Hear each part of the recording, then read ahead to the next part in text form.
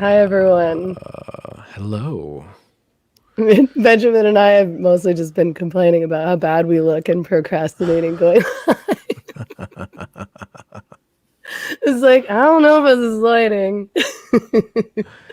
I'm We're gonna still do unconvinced. everything we can to just complain in an Benjamin says entertaining he looks manner. like a hot dog. Do you guys think he looks like a No, a hot very dog? specific hot dog, like one of those hot dogs that you get like at school that have been bathing in steam, that are kind of green and pink and brown Ugh. at the same time. That's what like this What the program's fuck is causing. even like my setup? You guys, I'm so unhappy and discombobulated right now. Megan, talking about happy and discombobulated, do you remember school luncheons? What did you guys have for school lunch? Like, What did are you you do calf? talking about? Did you grow up in the 50s? School lunches? I brought my Okay. lunch from home. So my dad made me eat like, I don't know, tuna on like brown bread and like fruit. It's so terrible. Wow, hard. Even through high school, you never had Like, did you have a cafeteria? Oh, wait, in high school? Well, I guess in high school there was a cafeteria, although I don't feel like I used it very often.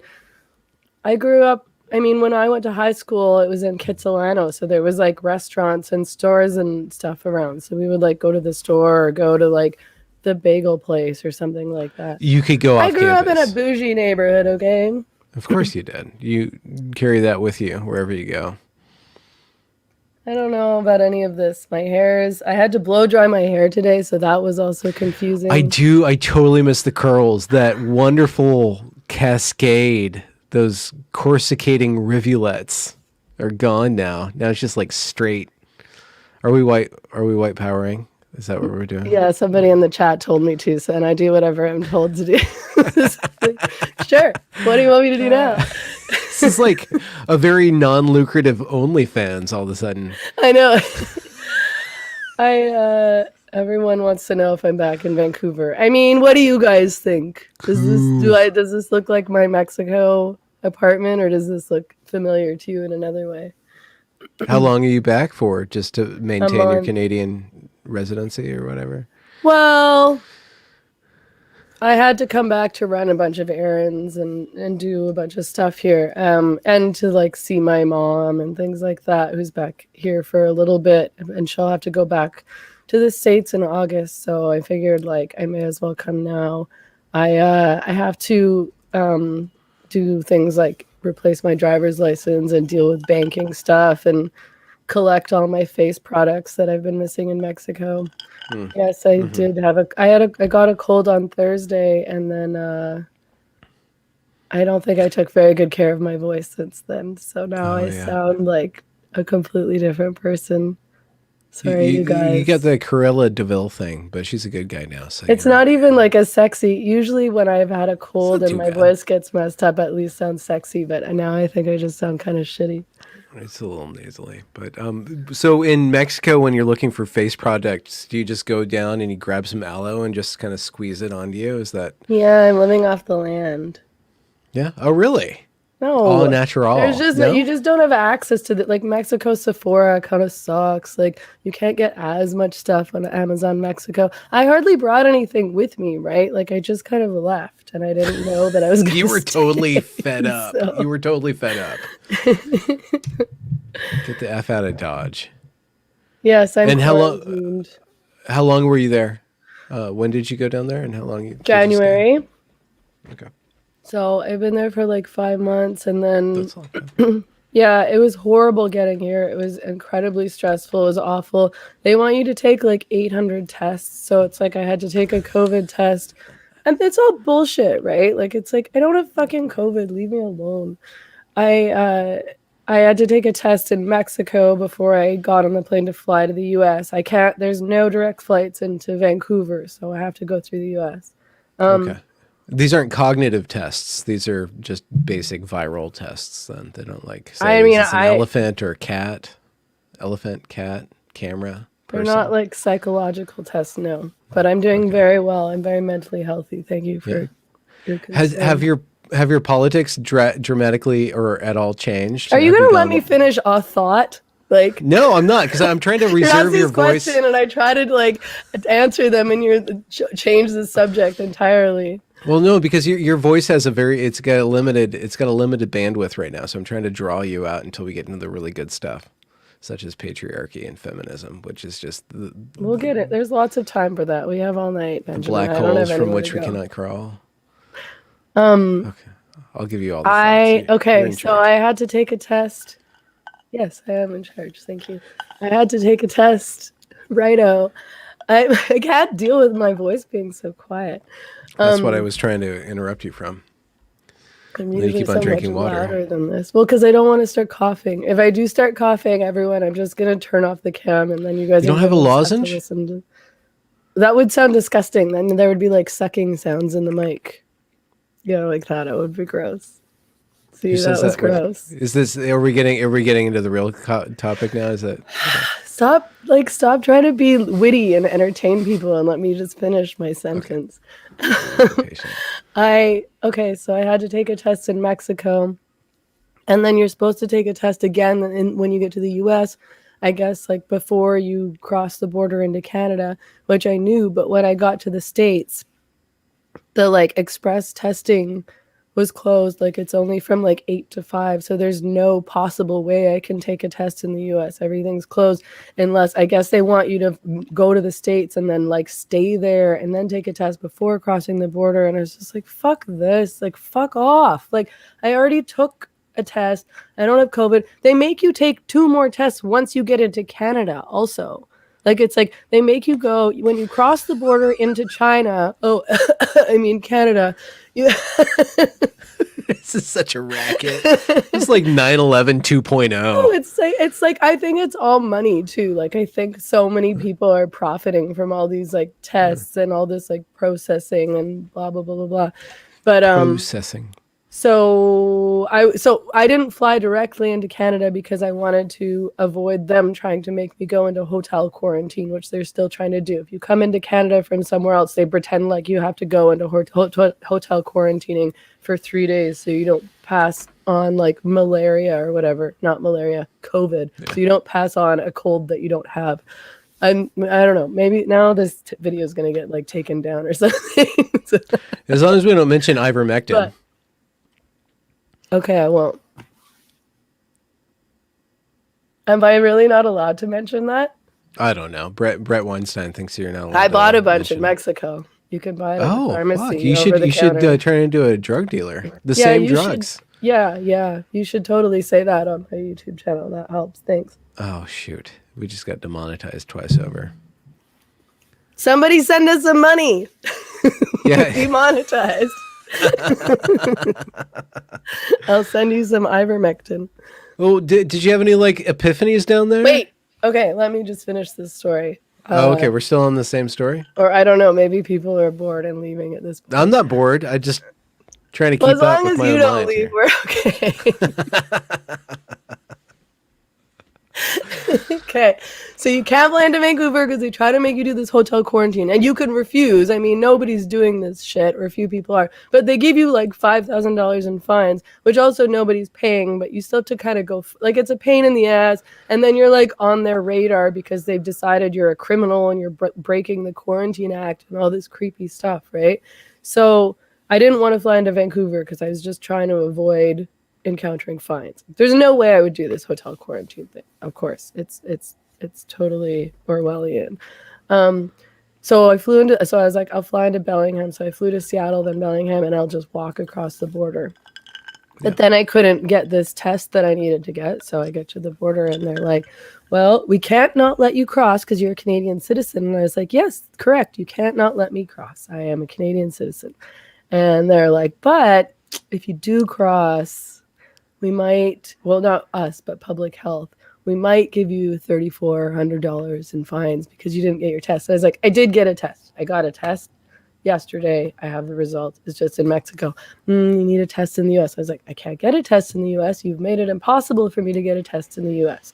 Well, you could just go back to the US. And I was like, you want me to stay in a hotel in Bellingham with my, like, I don't have anything with me. I left all my stuff in Mexico. I don't have like dog food even. I have Emma with me. My friend is driving out from like to pick me up. Like, it's just like, I was like, And I'm not going to go stay in a hotel in Bellingham for 3 days trying to find a fucking test because you've made this so hard. This is a trap. You've created a trap to criminalize your own citizens and prevent them from, exercising their constitutional rights. I told the customs guys were actually very nice to me, but I think that's just because I'm a really friendly person. Yeah, very friendly. Very friendly. You know what I mean by friendly, right? Did you have a lozenge in your mouth that you were sucking on very slowly? No. I just get along with people well. Okay, so I told them, I was like, this is unconstitutional. And one of the customs guys who was standing behind the customs guy that I was talking to directly was like, like, they all know it's messed up too. Like, everyone knows how stupid and messed up. So I was like, whatever, give me the fucking fine. I'm going home. It's 2 a.m. at this point. It's 2 a.m. I've been traveling all day. It's been horrible. It's stressful. The blah, blah, blah, blah, blah. And they give you 2 COVID tests to take home and do on your own. So you're testing yourself from COVID and mailing in your test like to Life Labs or whatever. They make you do it on day 1 and day 8. So it's like you're not allowed to cross the border unless you get a test in the US, but you've already taken a test and then you have to quarantine for 14 days. You're not allowed to leave your apartment or see anybody, and you have to take 2 tests while you're in your apartment. Like, it's like, how are you getting COVID in your apartment if you're not allowed to leave your apartment? And also, why are you making me pay $3,400 because I didn't get this 4th test when it doesn't make, it's impossible for me to be giving COVID to any, and I don't have fucking COVID. Like, I'm gonna lose my mind. And also, these tests are total bullshit. Like, people are testing themselves in their houses for COVID, and these are like legit tests. Like, what if you like touched it, or then you're supposed to keep it in your, like, nobody's doing any of this properly. You're supposed to wipe down and disinfect the Purelator package that you put your test into to mail out. It's like, because that I'm not going to touch it again after that, and the Purelator guy's not going to touch it, and whoever else, like, what is this garbage? It's insane. It reminds me of Hannah Arendt, who I always mispronounce because she's German. The banality of evil. I don't think we were prepared for just how banal this evil regime that it's very obvious in Canada. I think it might. I think it's waiting in the wings of the Biden administration, but you guys are totally screwed. Like, just the banality of these tyrants. They're not like Saddam Hussein. It's all red tape. It's all bureaucracy. Yeah. Totalitarianism is just bureaucracy. Yeah. Like, it's not, there's not a military guy with a gun. It's just red tape and bureaucracy and nonsense. It's that you're forcing people to go through this with all this completely irrational stuff and then normalize it and pretend that there's purpose to it and that it's normal. And like, I had to try to do this test at home 3 different times. Because the first time I tried, you have to do it on the phone. Like, a nurse has to look at you while you're like swabbing your nose. I know! What if you didn't have an iPhone? I'd be in jail if I didn't have an iPhone. Like, it's like this some sort of weird med porn or something. It's all virtual and disembodied. It's amazing.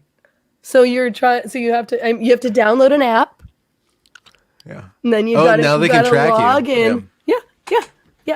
And then a nurse watches you and is like, okay, literally, she's like, before you do the test in front of this nurse, I'm getting like shivers. It's so creepy. They make you, thank you, Matthew Weston, for the $10. I appreciate that. And she's just gazing at you, but does she have a mask on and like a face visor? No, she wasn't wearing a mask, in fact. Okay, I should report her. But before you do the nose swab, you have to blow your nose. And I was like, I just did blow my nose. And she's like, no, I have to see you. So I have to see you do it. Like, I was like, I have to blow my nose in front of you on camera, you fucking freak. Like, I was like, okay. Like an exercise in humiliation on top of everything. It's like, okay, Mom. No, I want to see you. Did you brush your teeth? Let me smell your breath. That's crazy. That is totally crazy. I can't believe that you Canadians are putting Oh up my with that. God. I'm not putting up with anything, man. It's not my fault. I opted out. But Yeah. yeah, Well, I you can't didn't believe though. what all the rest of the Canadians is. Well, I left. Yeah. But you came Um, back.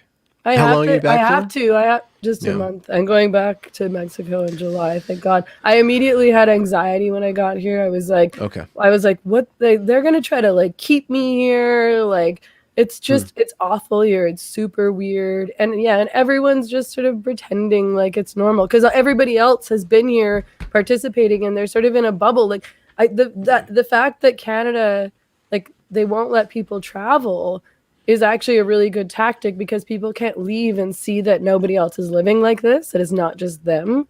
So they still think it's normal. But if they were allowed to go to another country, to other places, even to the US, which is all basically open or about to be all open right now, they would be like, wait, what? Why are we still doing all this stuff? Like, I've been living in Mexico where it's just been open and totally normal the whole time. Everyone's fine. It's fine. Like, it's, they're just keeping them and then keeping them trapped in their on social media in their algorithm bubbles, right? Like they're being fed propaganda. It's crazy. It's crazy. Yeah. Yeah. We've lost our vigilance, and I think it. Yeah, I blame. It's easy. It's convenient to blame the boomers and blame the millennials, but I Gen love X. blaming millennials. I think Gen X. We didn't show up to the Zoom meetings, and I think that the boomers erected a system that weeded out every creative Gen X, and we just went off and did our own thing, and then they kind of swooped in, and all these very banal people, and we were not vigilant. We didn't kick them out. We didn't put them in their place. We actually probably bullied them for not being cool enough, and now they have the ascendant power The boomers? over. No, no, I think Oh, Gen X. I think our generation has kind of you think enabled it's, this. oh, yeah, I you think know we were what? asleep. You're I think right. we were asleep at the wheel. We You're we right. bought into You're right. apathy, so the worst of us sucked up to the powers that be, and now they're making all these freaking laws. I mean, Trudeau's a boomer, right? How old is he? Trudeau is probably like my age. Well, It's so like, our is he age. 40s, 50s? Is he No, he's 50s like yet? 40 something. He's Yeah, young. okay. Yeah. I mean, Yeah. well, old, depending on what Yeah, perspective you're yeah. coming from. Yeah. He's old. He's old to a 20-year-old, young to us because we still think that we're young. Or I I feel still young. think I I'm get young. treated like I'm I young. feel Can great. I ask you a question? Okay. What have you been obsessing about or focusing on in your media work while you're in Mexico? Has your Fascism. perspective shifted, or your focus maybe rather than perspective?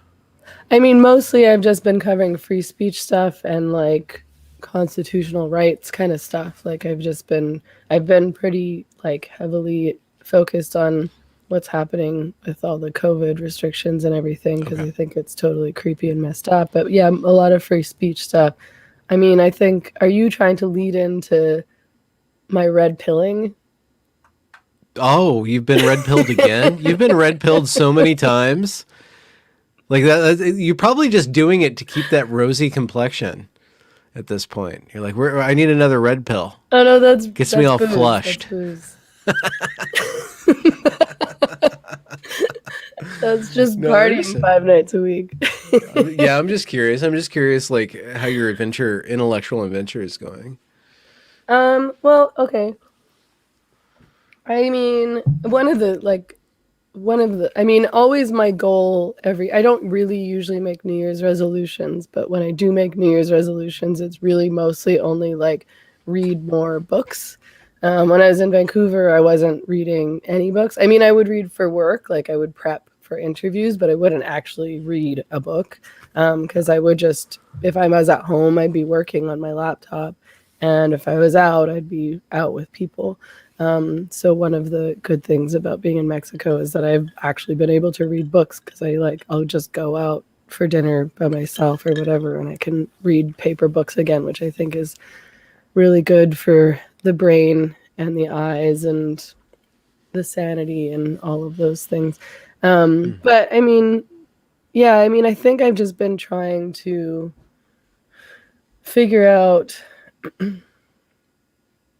Well, actually, right now I'm reading Mike Tyson's biography, so I don't know if that counts Really? as an intellectual adventure, but it's a really good book. Highly recommend. Huh. I mean, I'm interested in boxing. I've been working with a boxing trainer for the past I year or remember that whatever. I now. like Yeah. watching boxing, but also, I mean, he's a very strange man, and he's had a really messed up life. Um, so Is it's he? Do you do you get a sense of the origin of his? Maybe I'm wrong. I had a picture that he was pretty angry at a certain point in life.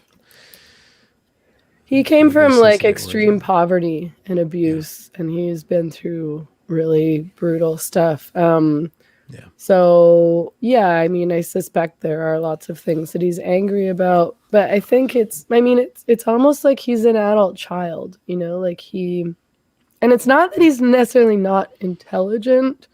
I mean, he's obviously very intelligent in particular ways, and it's He's very amazing what smart. he's Yeah. achieved in terms of fighting and boxing. Like he's just, I mean, it's really miraculous Have you almost. watched those compilations of knockouts by him? It's Yeah, it's terrifying. insane. It's insane. Terrifying. And he was like this big, huge, strong guy knocking people out when he was just a teenager. Like he was so young. He looks like a 30-year-old, right? And he's like 16 years old. Yeah. But he's also like the way he functions is I mean the way he functions is the way you would function if you came out of that life, which is like now I want everything. I want to like fuck 3 women a night, and I want to drink all the booze, and I want to have like 12 cars, and I want to like everything to be covered in diamonds, and I want champagne and limos, and I mean it's a really messed up way to operate, and probably Mm. psychically really damaging, but also I mean whatever he went through before that was obviously psychically damaging also. Yeah. Yeah. I watch myself. I kind of grew up pretty poor, and I watch myself like overspending because I can. Oh yeah, yeah, I Like, have that problem also.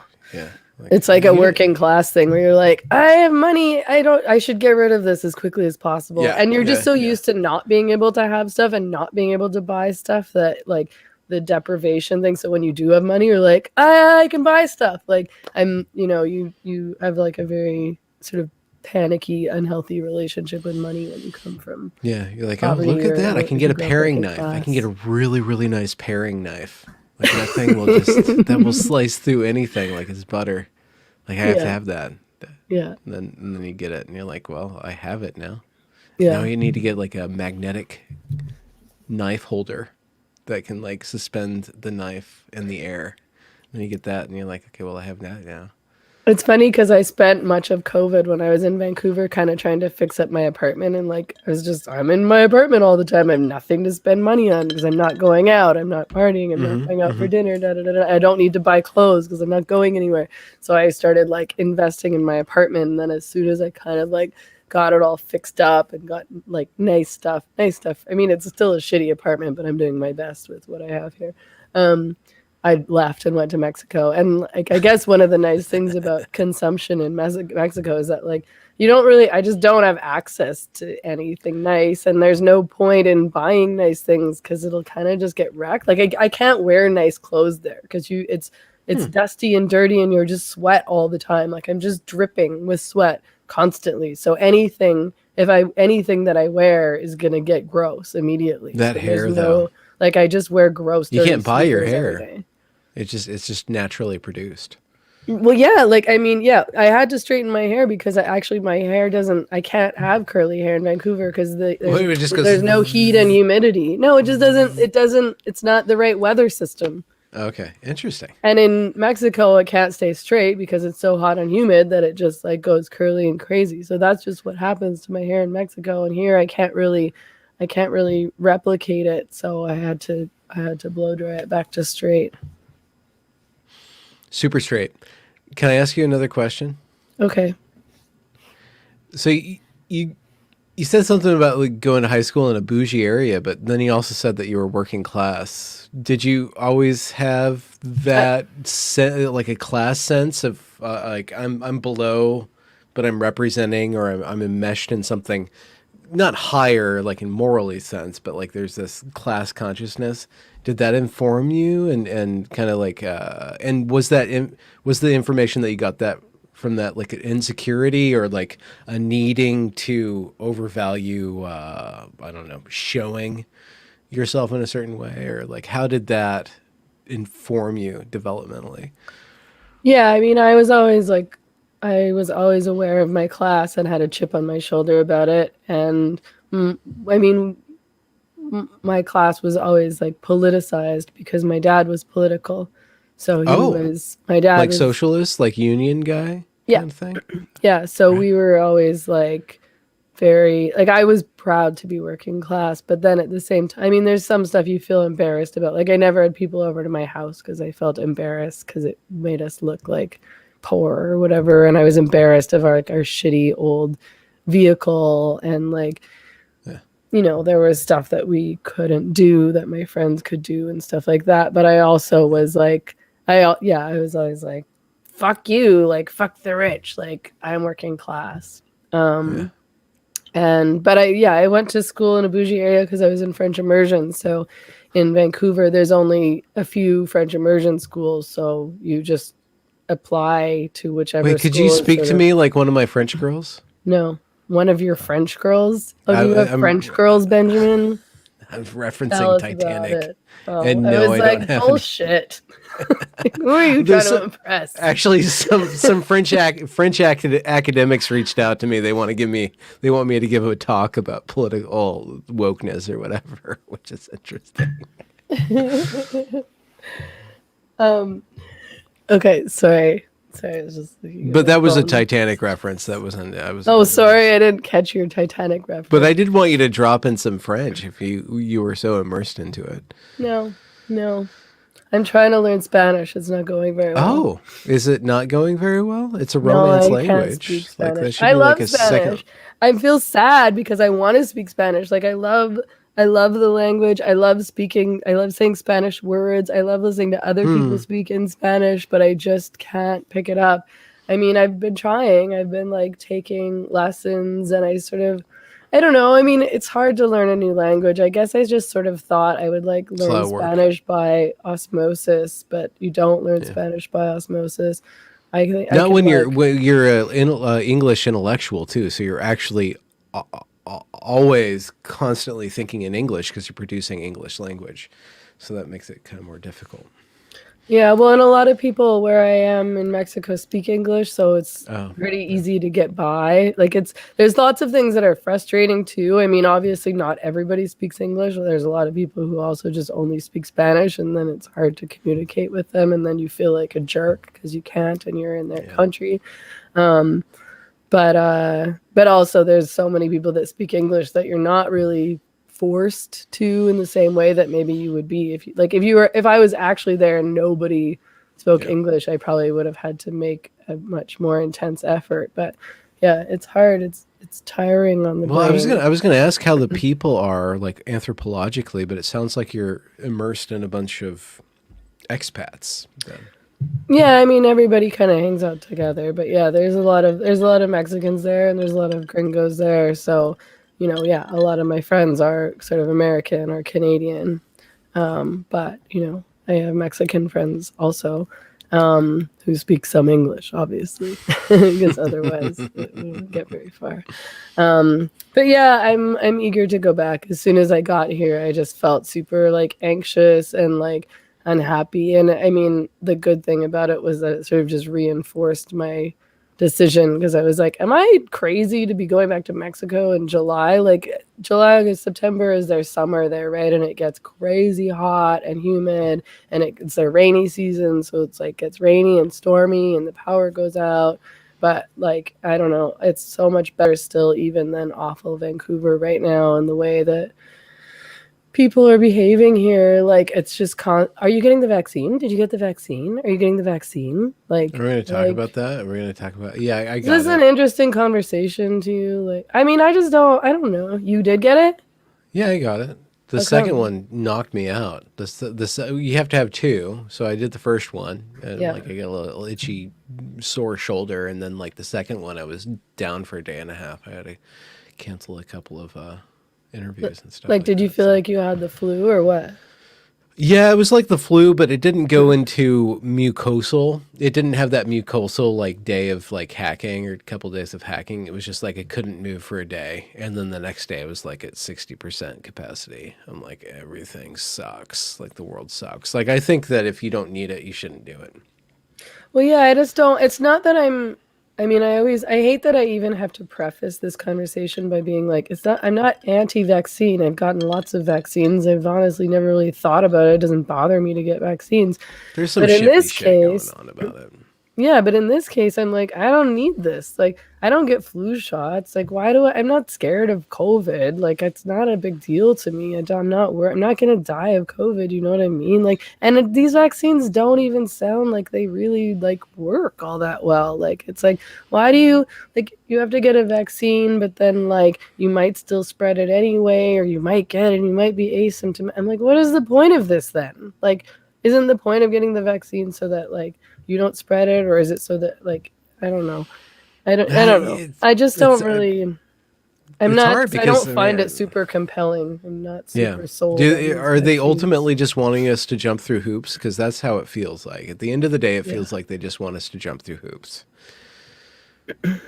Yeah, and I mean, I assume at a certain point I'll have to. Like it's like if they make me get it to travel, then okay, fine, I guess I will. But up until then, I'm not going to rush to get it. There's no reason for me to get it. Like, and You're gonna flee. I was frustrated because, well, yeah, but I'm still going to be like I have events coming up in the U.S. Like I Oh, have stuff. really? Like a tour? Well, I have an event in Seattle, and I think we might When? try to. I'm in August. Okay. And I've got something in New Orleans in October, and we might be trying to do some stuff in Texas. I think in September maybe. Like we're gonna now we can do events in the States. We're gonna start organizing again. Like Who's we? my people. But these Essentially, are some people. of these events are being organized by other people. But anyway, my point is that I'm going to be traveling for work, so I'm not just going to stay in Mexico. I'm still going to be all around. And so if I have to, I guess I will. But like, yeah, I don't know. And it's sketchy, like the AstraZeneca and the blood clot thing. Like, and in Canada, I mean, there's so many mixed messages that it just is obviously sketchy. You know, like at first, the Canadian government is like, take whatever vaccine you can get, just anything you can get your hands on, do it. So everybody's getting AstraZeneca or whatever it is. And then all of a sudden they're like, "Oh, don't take AstraZeneca anymore. You should get the Pfizer one. Wait, don't rush into getting this. Wait until Pfizer comes."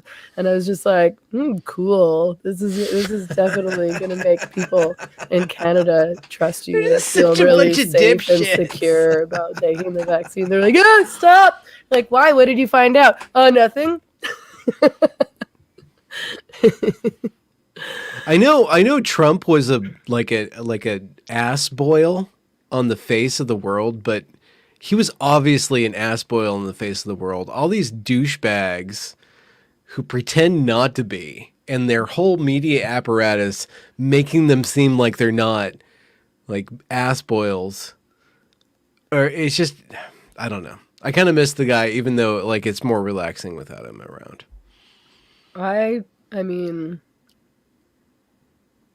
I think that it's more dangerous to have somebody that pretends to be a good guy who's on your side and is actually not than to have a like evil buffoon. I don't want to call anybody evil. That's like a bit much, but you know, like have somebody who's clearly a jerk.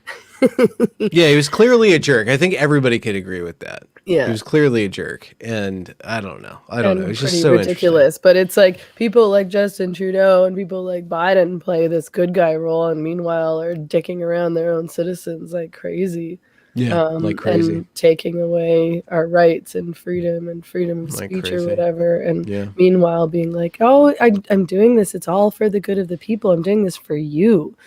No, Hmm. you're not. You have no idea what you're doing, first of all, clearly.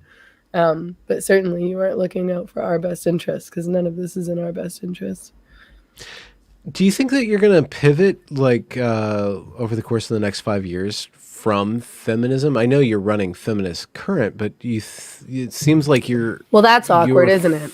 your focus is much bigger than that at this point. Yeah, I mean, I've just become interested in other things. It doesn't mean, like, I'm obviously clearly invested in women's rights. This is why I'm so invested in the gender identity legislation conversation and fight, because I mean, that's why I got involved in the first place and why I continue to be involved. It's not the only reason. It's also because I'm invested in the truth and rationality and free speech, but it's also because obviously the gender identity stuff has such a huge and awful impact on women and girls in particular. But as far as feminism, the ideology goes, and this concept of, like, smashing the patriarchy, I mean, it doesn't make sense to me anymore. Especially like, I can't really get with this. I don't even want to say the word patriarchy anymore. I think I just started to feel like it didn't mean anything. It's like, what are you talking about? What do you mean smash the patriarchy? Like, oh, well, there's systemic misogyny, which, I mean, it's just like, there's systemic racism. It's like, what are you talking about? Like, what does that mean? Give me an example. And it doesn't mean that I'm not saying there isn't misogyny. There's a lot of misogyny in the world, and a lot of violence against women and girls. I mean, in terms of obvious things: domestic violence, rape, prostitution, pornography. There's really, really, really big problems with, what I guess you could call it misogyny, but I just I'm not, those terms I feel like don't mean anything to most people, and in fact make people sort of reject whatever you're saying, because you're like, misogyny, like woman hating, but I don't hate women. People throw around the term misogyny and misogynist in the same way they throw around the term racism and racist. And homophobia and transphobia too. I think that that entire line of thinking is flawed. It has a limit and it's expired. I guess like racism and sexism are still more tied into reality than the other ones, but they're so overused and overplayed. And then homophobia is a lesser version of sexism, and then transphobia is even a lesser version of homophobia. They're all derivative of each other, but it's the same way of shutting down conversation and shutting down thinking. Like every time I've been called a transphobe, it's by somebody who wants me to stop asking questions. Every single time. And every single time that I've been called a sexist, it's because I'm just asking questions. Like, it's all just asking questions. It seems like those are things that people use. And racism, too, with Evergreen. Like, right. I've been called a racist. It's ways of stopping conversation. It's ways of impugning intention. And it's just so ridiculous. It's just it's the end of the road. I just think people should be able to explain what they mean. And if they can't, like if they need a word like that, which is essentially, I mean, misogyny, patriarchy, neocolonialism, I don't know, it sort of ends up being a bit jargony at this point. But it's like, you should just be able to explain what you mean. You shouldn't have to resort to words like this. And if somebody says, systemic misogyny, and you say, well, what do you mean? Like, what are you talking about specifically? And they can't answer. And they're like, well, obviously we live in a misogynist world. Like, we live in a patriarchy. Yeah. Like, no, I need more than that. And I've been guilty of doing that for a really long time. And it's like, well, I can't answer these questions, and I sort of need to stop saying these words. And I just want to talk in specifics. I just want to say what I mean. If I'm talking about domestic abuse, I want to talk about domestic abuse. If I'm talking about women's rights, I want to talk about which women's rights I'm talking about. Okay, yeah. So which women's rights is the most important to you at this time? Well, I mean, at this point, I think we're talking almost primarily about spaces like, female sports, men's access to women's spaces where women are vulnerable, like prisons and change rooms and things like that. And just, women's autonomy, really, like women's right to say no, women's right to say, like, no, you're a man and you can't come into my change room. Like, Isn't no, that weird? women's bodies are different than men's bodies. And no, like girls and women have a right to compete on fair ground in sport and Isn't not that have weird to that compete against men who they can never actually compete with. the most liberal progressive society in history is having young girls, teenage girls, argue with school boards to let them have change rooms where they don't have to deal with a male in the room. Like, that's where we are. It's just so It's weird. gaslighting. Like, it's like, So weird. no, it's a girl. And these like girls or young women are having to be like, okay, is it? But yeah, so I don't know. I guess I just don't find all of those words, and I don't Yeah. find the word feminism very useful anymore, which I know people kind of like that might be triggering for people to hear because I think I spent a There's a lot rich of tradition years. there. There's Hey, a rich tradition. hey, interrupter. They're doing man behavior. I'm joking. I'm joking. I interrupt people all the time. You do. You It's do. You that do. I just want to finish my sentence, that's all. But then you can talk. Your sentences do go on. No, okay, fair enough. I am a big talker. That's a fair criticism or comment. But like feminism, I spent a lot of years being like, no, there's real feminism and there's fake feminism. And you're not a real feminist. You call yourself a feminist, but you're not a real feminist. I'm a real feminist, and this is what real feminism is, and sort of trying to drill that in.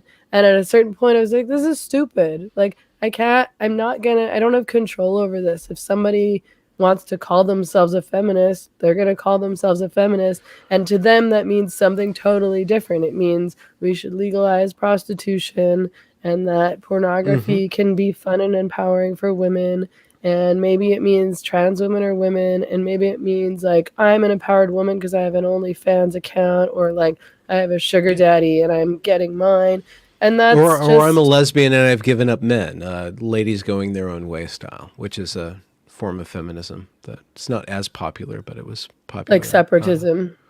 Yeah, separatism. Yeah, Sure. female Yeah. And I separatism. Yeah, mean, that's another version. it's like I can't force people to see things the way I see things. That's a crazy thing to try to or even want to do. Like, I mean, that's authoritarianism, right? Like, it's like you have to see things my way and agree with me and repeat after Yeah. me, otherwise you're wrong. And so I was just like, well, people don't even really know what feminism means anymore. It means something totally different than it once did. So I don't need to Yeah. attach myself to this word. And I don't even like the way feminists who, sort of are more on my page politically behave. Like they also do this like culty thing where they try to force everybody to agree with them and see things their way, and they ostracize people and kick things out, and they police women for their views and say, like, and it's a wide variety of views that you have to accept to be a feminist as far as they're concerned. You have to be on the left, you have to be a socialist, you have to call yourself intersectional, you have to virtue signal about race constantly and say, oh, women of color, women of color, women of color.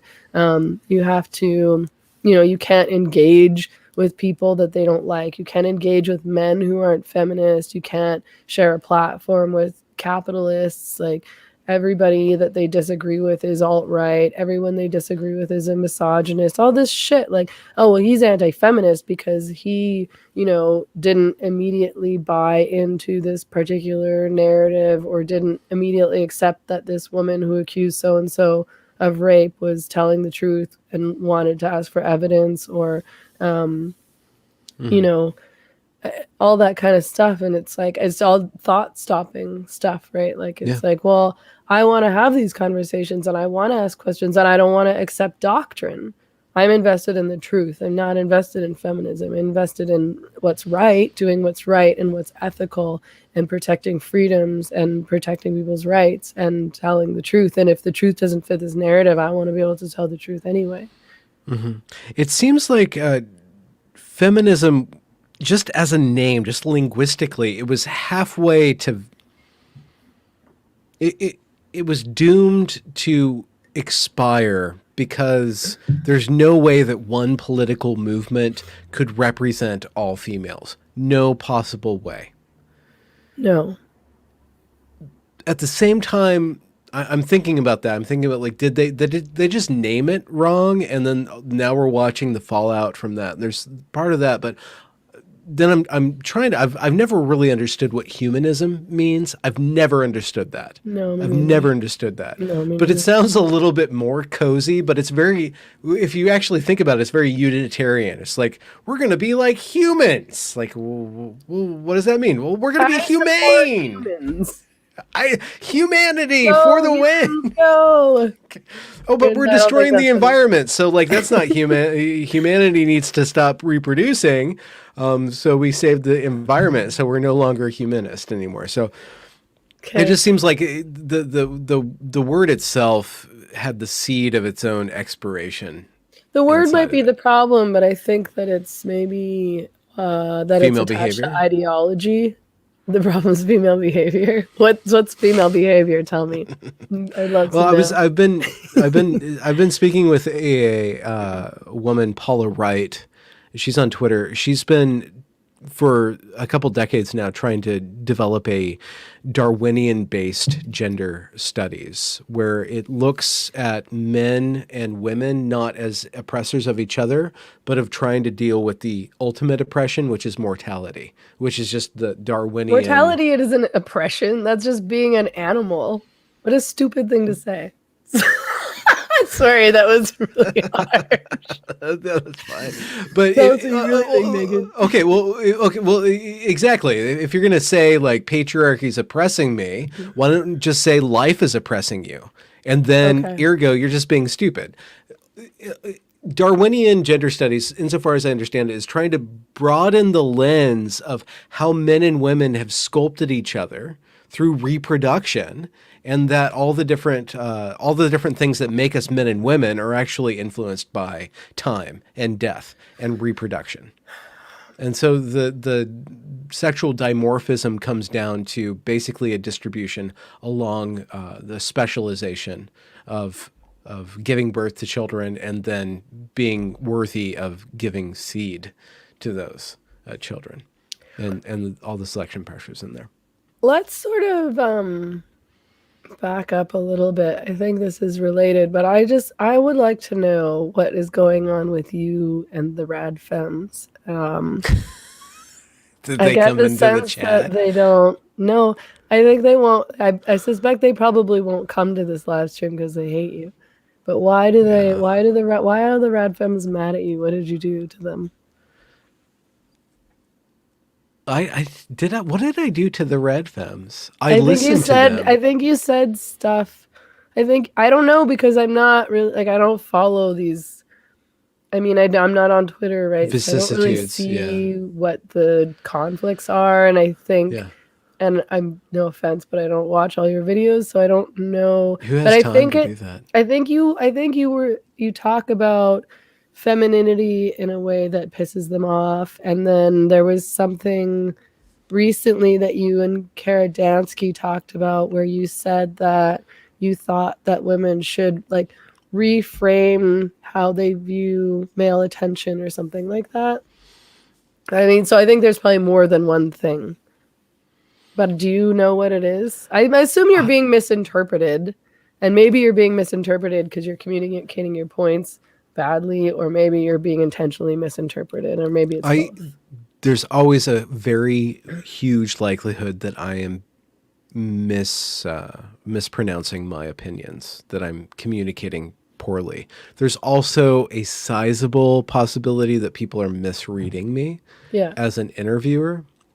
right. The interview with Paula, with Karen Dansky, was an interview. So it was me posing questions to her, and it was the most probably contentious of all of my conversations because Oh, we had a lot of questions that I wanted to get down to, and I held her to account more than I usually do. And she was adopting a certain stance that was more contentious than normal because we weren't debating, let's just say, something that we agreed on. the definition of woman. I wasn't drawing out her opinions on something that we agree on. I wasn't drawing out her opinions to understand her position. We already kind of knew her position, and we knew my position. We already came with our positions in place. She was a radical feminist of a certain stripe. I was somebody who was questioning to what degree did feminism, academic, and its other activist formations lay the groundwork for gender ideology and lay the groundwork for the same exact tactics that trans rights movement are using. Because if you just look at how radical trans rights activists are using rhetoric purely rhetorically, they're using the same maneuvers of policing language, policing discourse, and calling people basically sexist, but they're just using a new word called transphobia in order to get their way. They're using a political stream of thought, which feminism adopted in order to get policy through, right? So Yeah, and maybe feminists are really loath to admit that because they like, I mean, because I've tried to talk to feminists about this too, because it's like, no, wait, you're using the same tactics that trans activists are, but just in your favor, and they reject that because they're like, but our end goal, like our project is the right project. It's like, it doesn't matter because they think their project is the right project. Like they think that what they're doing is righteous. You think that what you're doing is righteous. And if you engage in these tactics and you're signing on to whatever they're like, then I guess this is all allowed. You're allowed to go around and call somebody a transphobe who disagrees with you. You're allowed to go around and call somebody a misogynist because they disagree with you. Yeah. And then when the conversation got through a number of different levels of the way that women are treated in the world, and I asked, I hope in good faith, I was just trying to figure out, I think it's a wonderful interview. I think it's probably one of the best interviews I've done in a while because it very clearly engages with her core philosophy. It very much shows Kara Dansky's core philosophy and how it moves through certain levels of engagement rhetorically. And at a certain point in the conversation, I asked, to what degree do women have the power to interpret? Is that your leg? Oh, my knee. I'm just shifting because my knees hurt and I'm old. Oh no. I look youthful, but my knees tell me differently. Your knees are already 32. Totally. I just asked her, to what degree can women have the choice to interpret the intention that they get from males?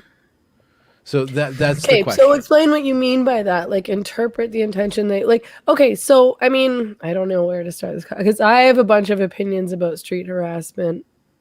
So I don't want to leave the conversation about street harassment before we can talk all these things through. But tell me what you mean when you're saying. Tell me again what you just said. To what degree do women have the power to interpret the attention that they get from men? Reinterpret. Just to interpret it, not to reinterpret it, but to interpret it. If you get a signal from a male, to what degree do you have choice in deciding what that means and how that affects you? Right. And then how to respond. Right. So it's basic interpretive. I was getting down to just the very roots of being human. To what degree do women have the ability to interpret the phenomena of male attention? Yeah. Okay. So tell me more about what you mean by that. Like, how do you think that women should be interpreting male attention and deal? Like, I think I might know what you mean. Okay. Tell me what you mean. That's a really good question. I don't know how women should do anything. I don't know. I would like to know what women think in order to better inform myself about how they do think. So it's not prescriptive. I'm just looking for a description of to what degree do women have the ability to interpret phenomena in more than one way. Kara brought up how she received a very rude comment where she was a young woman. She was 20. She was on a street corner, so obviously physically vulnerable. She was waiting for a bus, I believe. And a car pulled up and said something about, "Can I have some of that body part that you have?" Yeah. We're omitting the body part. I watched that part. So and then drove off. And she described her feeling of disgust with that, and having that attached to her. I don't condone either that act nor wanting her to feel negatively, the impact of that act. So there was the act, which I'm not condoning, of calling a woman and distilling her into her body part. I think we could unpack that and ask actually why do men feel that way about women and what that actually represents. I think that there's more than one reason why men act that way, and it's not just to degrade women, though it is degrading in its pronunciation, and therefore it shouldn't happen because it's degrading. But the impulse, I feel, if you've ever driven around Portland in a Zap truck and you see all these beautiful women, the least I want to do is wave. The least my body is saying, wave to those women. I have a constant pressure to signify how beautiful all the Portland women are. And I've dealt with that and contained that as best as I could. But it's always there. So how do men do that? Can I ask What does you that actually a represent? question? Sorry, I don't want to change the subject too much, but I also don't want to forget. Do you think that just men are kind of inherently piggish? Like it's like, so when men look at women, okay.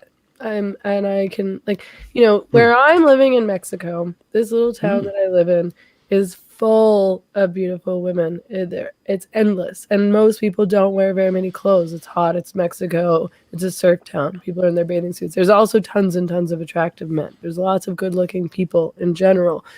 But, women are objectified much more than men are. Women are objectified by men. And they're just everywhere. There's like tits everywhere. Tits, like butts. Wait, hold on. Did you just objectify?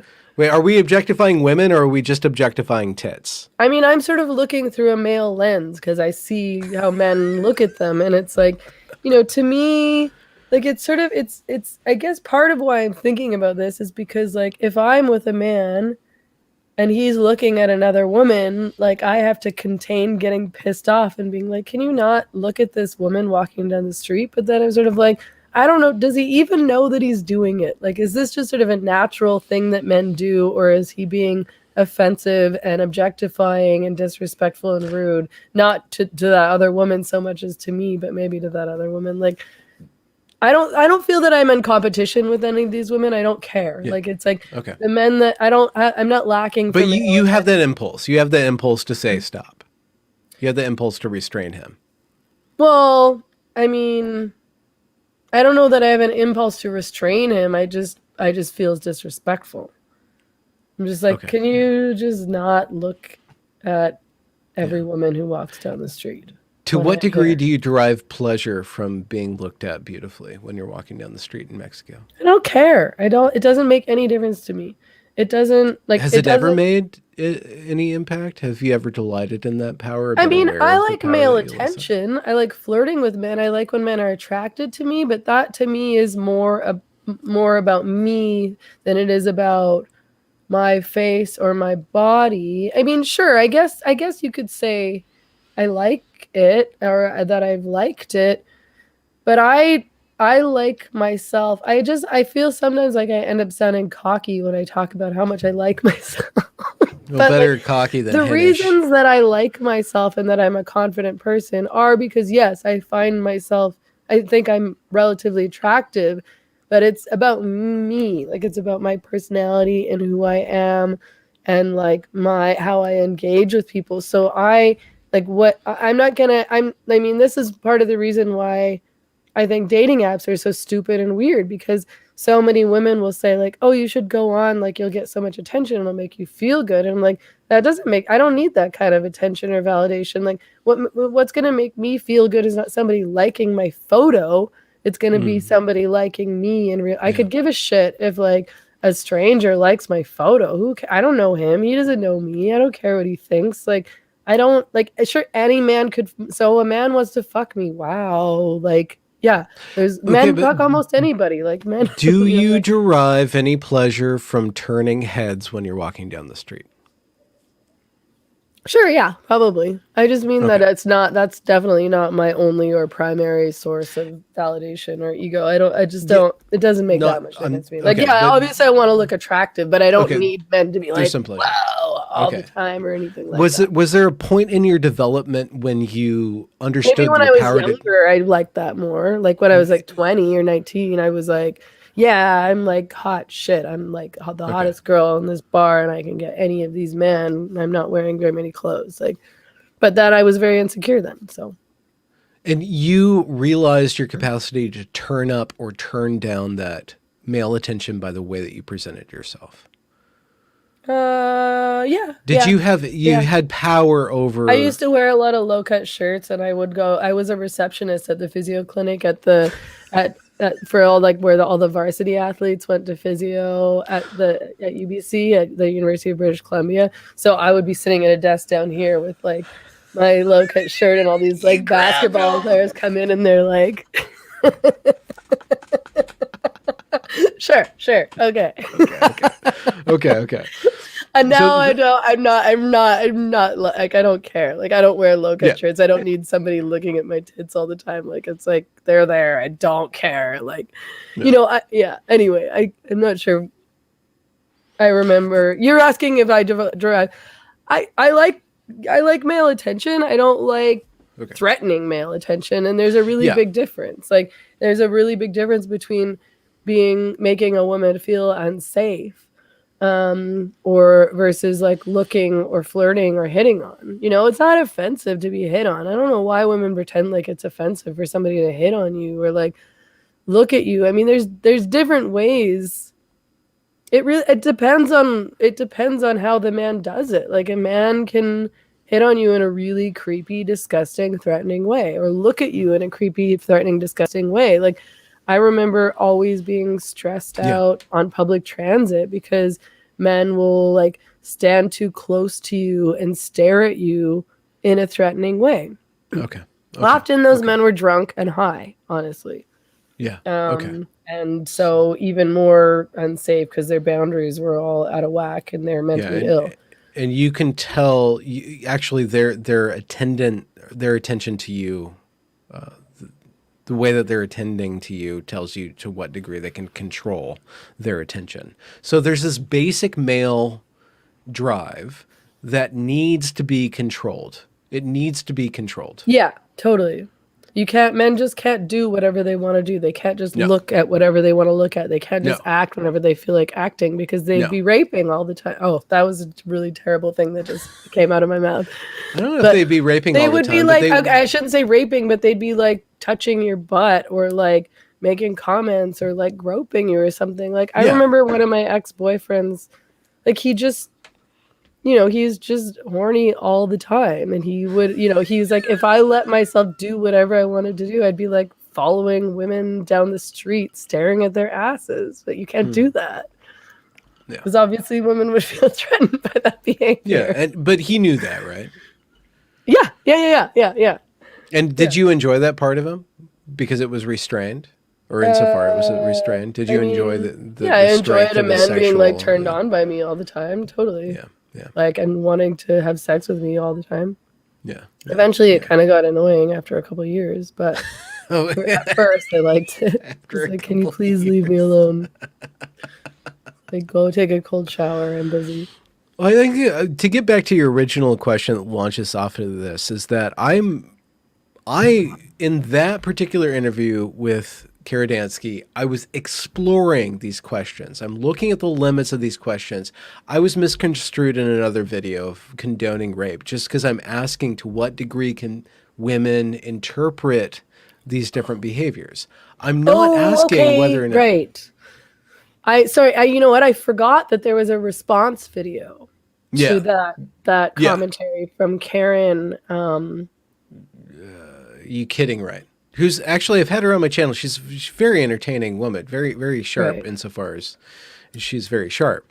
But just the problem with a certain contingent within the conversation around feminism is that you have a lot of men who are dispossessed by the culture and they blame that on feminism. And feminism has certain aspects of it that have actually denigrated men and that have been enshrined within certain levels of society. It's there. So there's a reason why men blame feminism for certain sorts of dispossession. So they come into my comment fields and they're pretty rude. And they're okay. Let's just say they're at the least they're very rude to Kara for coming on my channel. There's that, but then there's also a lot of women and men making very strong arguments about Kara, and and the problem with the conversation is that it's so contentious and it's so about my side is on the good side, your side's bad, or your side, my side's good, yours, whatever. That whole thing, that it's all combative, that there's no room for people to just explore to what degree is living in a female body actually inherently oppressive, and to what degree are men or the patriarchy actually oppressing you constantly. That was the arch conversation. To what degrees patriarchy oppressing women, and what do we do to liberate women from patriarchy? So within that conversation, I'm asking about all these different ways in which women are oppressed by men. And yes, I can totally understand that women get attention from men that they don't want. How do we change that? Kara argued, well, she I don't proposed, she really didn't argue. understand why it matters so much if you get attention from men that you don't want. Like, Well, so you brought what? it up that there's times when you're threatened. There's That's not times when you're attention. threatened. That's threatening behavior. Some like I know a lot of like feminists who complain about like getting like hit on as though that's sexual harassment. Like, See, that's no, why I was he's just asking the hitting on questions you to or flirting with you. understand. That's not sexual That's the harassment. nuance. Like, to what degree can I even be attracted to women if every attraction that I have is equated with rape? If it's all one thing, if it's all oppression, then why even have a penis in the first place? If it's all oppression all the way down, why even be a male if my sole function is Okay. to oppress? Right. Okay. So if it's not, then to what degree can I have attraction and express that attraction? And in my asking of that, we can put out into the conversation verse, like, here are some lines of how men could behave better towards women. And here's some ability for women to understand why men behave that they do. So I don't know why I get in trouble with feminists or radical feminists or whichever feminists I get in trouble with, because I'm just asking questions. I don't really understand why they're jumping to conclusions when I'm just trying to put good information out there, and you have to ask questions in order to get good information out there. Well, I mean, I think it's because of what we I were could be talking doing it about wrong. before, which is that feminism is kind of like culty, ideologically culty in the same way lots of these political movements and ideologies are, which is that you can't ask questions, and asking questions is offensive because you're supposed to just accept the mantras. Or you're supposed to Why not the accept. womantress? Why not the Why they're what? mantras? Isn't that oppressive to women? Why Mantras can't they are be? oppressive to women, like Yeah, why can't they be inherently, all of them. femtress or Oh, I get it. I womantress? was like, I don't know what you're talking about. Sorry, I'm not quick enough for you and No, that's okay. your word games. Um, like I understand why somebody would react with offense when you say Yeah. how you reinterpret your.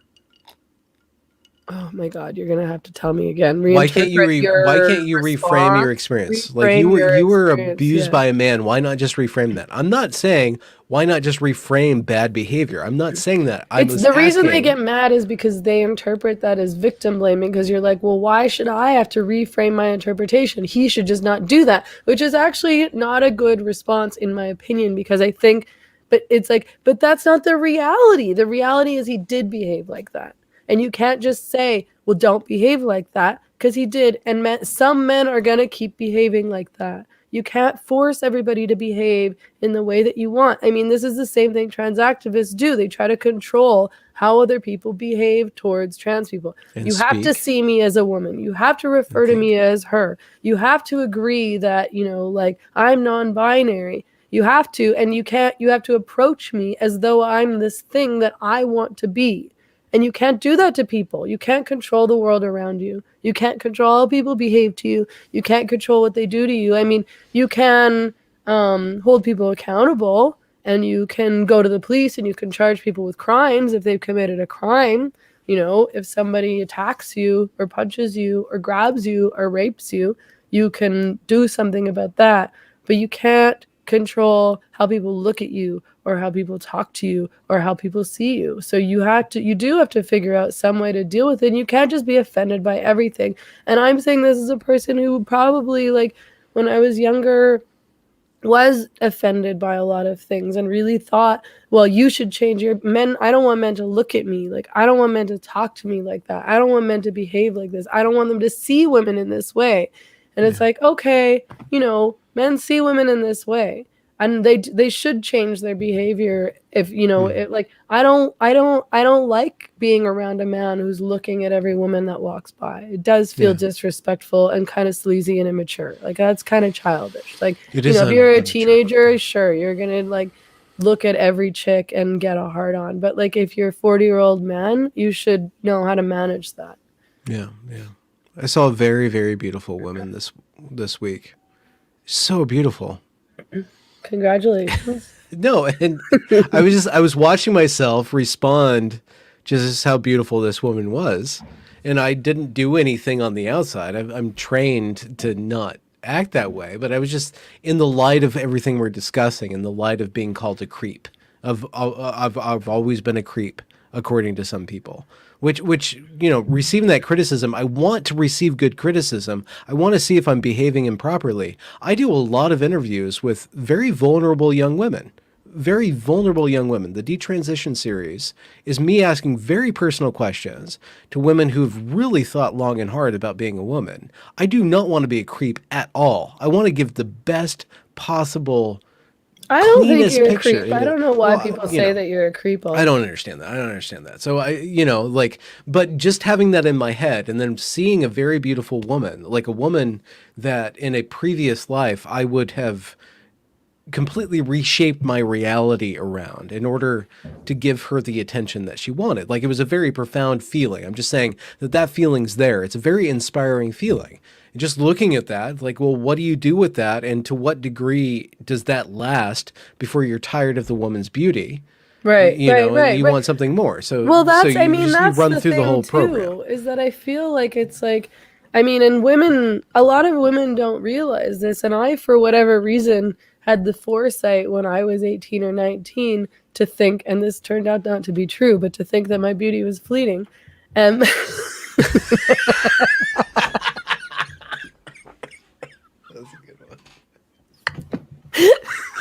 but To be fair, it's all the Mexican children's blood you're bathing in now. But when I was 18 or 19, I was like, you know, like, I'm in my prime and this isn't going to last forever. I know this isn't real, so I need to cultivate something else. I need to cultivate my intelligence. I need to like, I need to build my own confidence. I need to have interesting things to talk about. I need to be a compelling person in other ways, because I'm not always just going to be some like thin, hot 18-year-old. But a lot of women don't somehow don't realize that, which is strange, because you know people age and get old, and so put all of their self-worth into their objective attractiveness, and then really start to panic when they hit 30, never mind, you know, 40, because then it's like, oh, I have nothing and I haven't built up anything else. I don't have, you know, like a life or career or hobbies that I'm passionate about. I have nothing else to offer. I have no skills. I can't hold up an interesting conversation, you know, like, and I don't know where I was going with this really, but I think okay. There's like your dog is doing backflips in the background. My what? Your dog is doing backflips in the background. My dog is actually with her father right now. He came to pick her up yesterday because he hasn't seen her since, you know, December. So he came to take her with him for a little bit to spend some time with her. Dual canine custody. I mean, I have what, like 90%, but he misses her and wants to see her. I took her away to another country. Wait, another country? You're so I international. took her to Mexico. Oh, okay. Okay, Okay. somebody said, so I just wanted to, before I forget, somebody said in the comments or in the live chat or whatever, if you think men should change their behavior, how should women change their behavior for men? Which I think is a good question. Okay. I do not ever want to I tell don't know women what they exactly. should do. Sure, you don't. Misogynist. Because that causes so much trouble that like it's not worth it. So women, Somebody you do just said, whatever you want. Megan, your skill is just being a redhead. My For all, fiery personality. That's fair. if you want to have a skill, I wouldn't mind having a redhead skill. You know, I think that like so I was talking to this evolutionary biologist, or this woman is trying to figure out a kind of a evolutionary Darwinian lens on gender studies, and we were talking about female behavior and male behavior and how they overlap largely. But if you look at groups of females and groups of males, they have different ways of interacting. And one of the consistent things that is very easy to see is that women hide the rules of engagement. They, when women get together, it's the rules aren't out in the open. There are no rules, but they're all hidden, and you have to figure them out. And it's very stressful for somebody who would be, I guess, autistic or Aspergery or on the spectrum, because they need something very obvious. The complexity of a female's rules are such that you could never expect females to be honest, because it's the game not to be honest, but to try to figure out if the male is worthy of their attention. So there's Right. all these hidden rules that men have to figure out, and they're weak. They're weak over time because they can't figure out the rules. They're strong in the Well, they'll present figure them out eventually. Trial and eventually, error. but they're strong. Men are strong in the moment. We're strong when we're filled with a certain sort of desire, or we're strong when we're completely emptied of that desire. We're very in the moment. Women have the perspective of time, and with that time comes cunning, comes the ability to be weak in the moment but strong over time. And so if women could admit that the way that they dress has an effect on men, Sure. that could help make it a little bit more apparent to men how to behave or what signals mean what, right? But it's all hidden because the game, you cannot change human behavior. The game is hidden because that's the game. If you make the game better, you destroy the game. If you make the rules clear for women, you destroy the game that women are playing. If you make men's behavior less brash and rude, then you actually destroy what makes men attractive to women. I think Yeah, I was gonna say, ultimately, I don't want men to be less brash and rude. But I mean, part of that is because I feel that I'm brash and rude and I like engaging with men in that way. It's fun for me. well, yeah, but you can choose Like, to well, be then around those who am men or I gonna not be talk around those. to? Yeah. I mean, I I don't don't think know. we can change anything. I think it's always going to be it's going to be a perennial problem. I Yeah. think that as I a mean, the lie is thinking that you can change people and these dynamics in this society entirely, and that's a problem with feminism is thinking that you can reorder things and that you can have genuine equality between men and women. You can't. You can you have don't want equality in genuine terms of the equality. law, but you can't have Yes. like you can't have equality where you're the same and you have the Would same power women in ever every be single attracted to men who circumstance. acted like women? Would women ever No, be I mean attracted to women? some women are. Some women like short men, some women like femi men. I do not. I like alpha males. And I mean, we were talking about this before our chat, and I was like, I'm gonna get in big trouble if I tell the Oh truth. yeah, oh yeah. Your fifth red pill, the redhead's red pill, the whole line. What's the I truth, Megan? Well, and I mean, this is not the first time I've said this on YouTube, so it shouldn't be too shocking, but some of it might be shocking. Like I like alpha men. I want a man who's like pretty masculine. Part of that is because, like I'm not a passive woman. I'm like pretty confident. I can Yep. be kind of aggressive in some ways, like I will say what I think and I'll ask for what I want and like, I'm not I'm not meek. So I need to be with a man who's going to be like dominant and like a leader, because somebody has to be in charge and I don't want it to be me. Like I'll But steamroller you want to somebody. test him. I You don't want to test him every step of the way. I don't know what you mean by that exactly. You want somebody who's stronger than you, but you're very strong. So you want But somebody yeah, that so you can they have to challenge every step of the way. well, I don't I no, it's that I want to like I don't know. I don't know. I don't know how to it's not that I don't want to be in conflict all the time. You want to know who's in charge of the pack. Hmm. Um, and my dog knows. My dog always like falls in love with whoever my boyfriend is, and I think it's because she's like, "Oh, you're in charge of the pack now. Okay, whatever you say." Maybe she's just like following my behavior or something. Like, okay.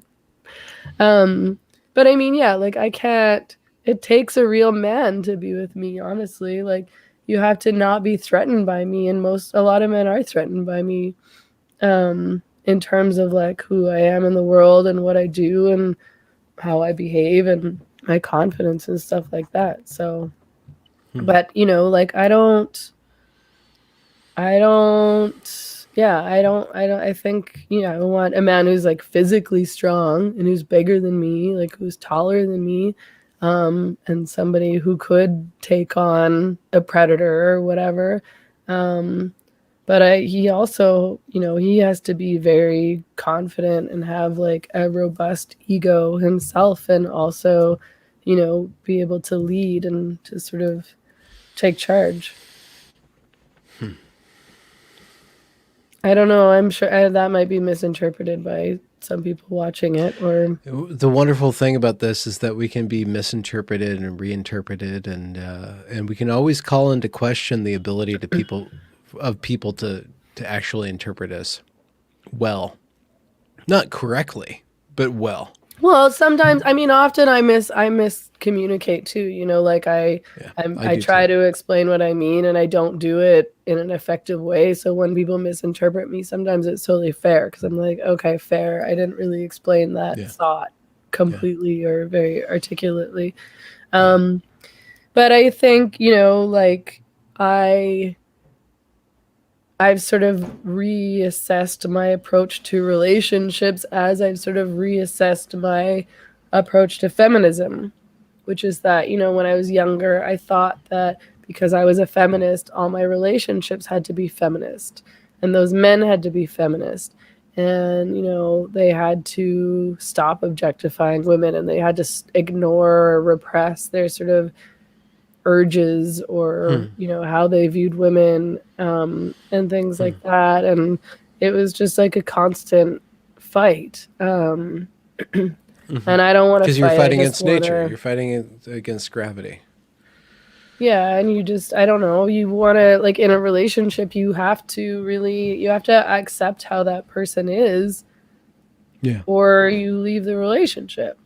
Like you're either like this is a human and they're flawed and they're not going to be everything that I want them to be and they're not going to do Yeah. everything that I want them to do and I can't just be fucking angry about this all the time. It'll drive you crazy. Yeah. Yeah. I was, to go back to like feminism as like just the wrong word for this, and then humanism and what that means.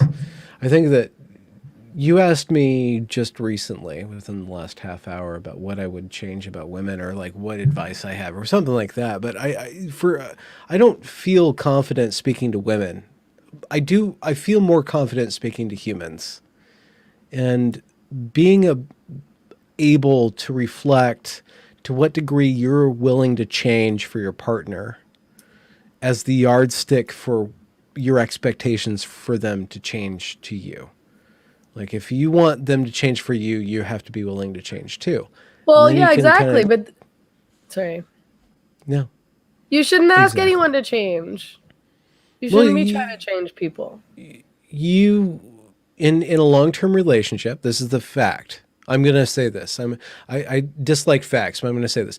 In a long-term relationship, in order for the relationship to maintain and continue, you have to actually change. You have to actually adapt to the environment of that relationship. But that's now, different than trying to make somebody change. Yeah. But you Saying, still you be want like them. this. What you are is wrong, and you should be more like this, or you should be more like me, or whatever. Okay, so changing so maybe when we criticize feminism, we're criticizing activism, we're criticizing a certain sort of frame of mind that demands society and the world to change. That has to go away. But you would like things to accommodate you more. You would like things to be more sensitive to you or communicate more clearly. You want that. You need that. You need the environment to adapt to you. And if the environment is human, it should have the capacity to a certain degree to adapt to you. We want men to treat women better. We also want women to treat men better. We want human beings to treat human beings better. I don't think that that's unreasonable to just ask that and to think about, if you want to be treated better, you should look at how you treat other people better. If you want your partner to change reasonably, you should be able to be willing to change reasonably. And as a human being, you have the capacity within a certain frequency, not entirely, but you have the capacity to change just a little bit. And Meghan Murphy, I always bring this up about you. I bring up our relationship on Twitter. We've both had a mutual changing of our perspectives over the last 2 years. I always bring that up as the yardstick of whether I'm doing a good job or not. We started in a certain place in our conversation, and we've had certain conversation. We've changed naturally. I've never demanded anything from you. You've never demanded anything from me. But we've given each other the ability to review ourselves and to be better for each other. And that's the model. That's just the model of change that I want to put out there. I know it's a little complex, but that's that. Well, yeah. Okay. And I think and I was talking to you about this a bit before our chat, but it's, what I decided was that it's like, you have to trust your partner to learn and change and understand and think things through without you telling them and without you haranguing them. And I think in the past, what I thought is like, I'm just going to explain this to you and you have to get it and you have to accept it and you have to change based on what I told you. Whereas now I'm sort of like, okay, love you. Like, you're right. I trust you to think about this and process this on your own time and realize that maybe it wasn't just that you're right and I'm wrong and like your behavior is like infallible or whatever. And especially like when you're dealing with like a sort of like macho alpha, like egotistical man. Which is what you favor. Which is what I favor. They're not necessarily going to admit in the moment, like if you're having a conflict or a fight or whatever, that they're wrong and that you're right. So, I'm intelligent enough and confident enough not really even to need that. Like, it's like, fine, I don't really need you to tell me that I'm right. I know that I'm right. And beautiful. I'm comfortable just knowing that inside my heart that I'm right and you're wrong. You want to believe you're right, that's fine. Whatever makes you happy. And you probably don't. Most people don't actually believe like I'm all right and they're all wrong. That would be like a very immature way of approaching any conflict.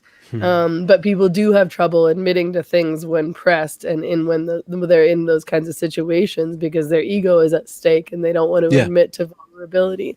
So you just have to trust that in their brains, they can figure this out and know and enjoy them along the way. Enjoy them even in their bullheadedness or their bitchiness. Totally, I find it very cute. It's like, oh, you think you're right. That's very sweet. Part of being an adult is you can treating see people through it. Well, it's like it's transparent to me. Like when a man is like that, I'm like okay, like you think you're right and I'm wrong, and like I know that that you're there's some truth to what I'm saying. Like you don't have to say it out loud. That's not the thing. But that's very different than how I approach things, 15 years ago.